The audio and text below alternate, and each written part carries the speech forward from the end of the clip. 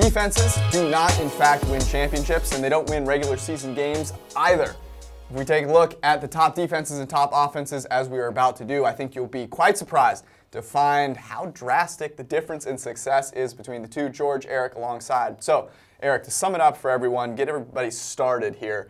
Defenses, they don't matter, they don't win championships. How would you put it? Yeah, I mean, so we charge teams with expected points per play, right, and defenses specifically, and looking at how each play in context affects another team's ability to score points, another team's ability to win. And we look at those on a per play basis, and we get some teams that are good, right? We get Chicago, we get Minnesota, and we get some teams that are bad.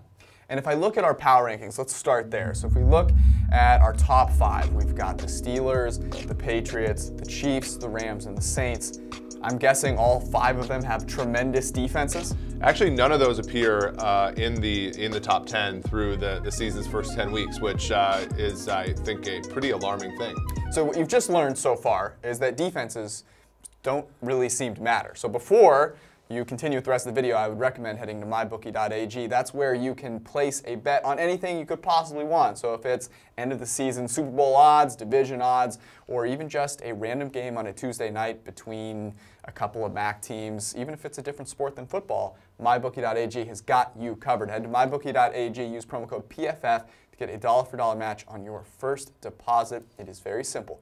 PFF plus mybookie.ag, you play, you win, you get paid. So let's take a look first at the best defenses so far in terms of EPA allowed per play. You see some good teams up there, right? You've got the Bears and the Vikings and the Chargers, but you've also got some real stinkers that are happening to play well defensively, a la the Buffalo Bills. So if you total it all up, that top 10, that illustrious top 10 defensive list, they've got a lovely win percentage of 47%.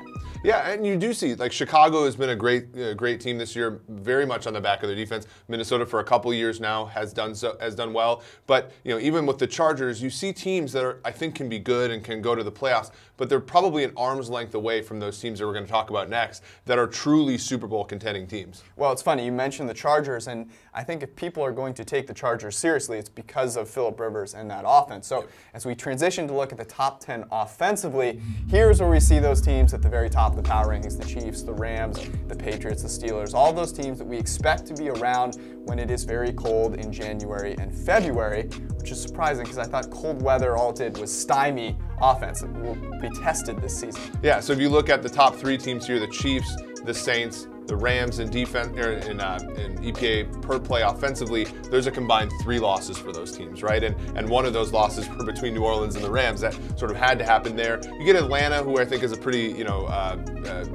not equally distributed team. You get Pittsburgh, who again is a top 5 team. Carolina is a surprise team this year. So you get really, in here with these offenses, you get the cream rising to the top in terms of strength of NFL teams. You look at the schedule, you look at the record that these teams have, it is not even close. I mentioned 47% for the top defenses. The top offenses sit at a 73% winning clip. So if you must choose, you would certainly choose offense. It is a no-brainer, and the idea that having a strong defense is what you need here is totally incorrect. Yeah. So how would you rephrase it? If you were going to be, not trying to be, hot takey or anything, if you had to give sort of a moniker for what wins games right now, what would it be? Yeah, offense wins games, defense is nice to have.